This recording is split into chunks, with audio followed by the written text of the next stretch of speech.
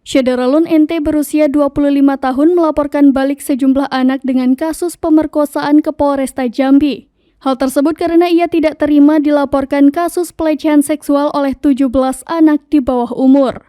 NT melapor ke Polresta Jambi pada Jumat 3 Februari 2023. Saat dikonfirmasi tribunjambi.com pada Senin 6 Februari 2023, Kanit PPA Satreskrim Polresta Jambi, Ibda Krisvani Saruksuk mengatakan, NT melaporkan 8 anak atas kasus dugaan pemerkosaan.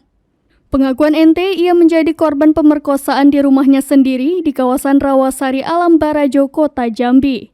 Rumah tersebut juga menjadi TKP laporan 17 anak yang mengaku dilecehkan oleh NT. Saat ini kedua belah pihak saling lapor dan mengaku menjadi korban. NT sendiri telah ditangkap dan ditetapkan sebagai tersangka oleh Subdit 4 PPA Ditreskrimum Polda Jambi pada Sabtu 4 Februari 2023 dini hari. Sementara itu, laporan NT terhadap 8 anak yang disebut melakukan pemerkosaan masih dalam proses penyelidikan PPA Polresta Jambi. Untuk diketahui, korban pelecehan NT terus bertambah.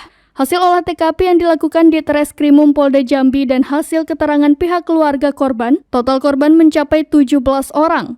Sementara itu, keterangan satu di antara orang tua korban yang mengikuti olah TKP mengatakan, aksi pelecehan ini terjadi di dalam rumahnya, mulai dari kamar pribadi, ruang belakang, kamar mandi, dan di ruang tamu.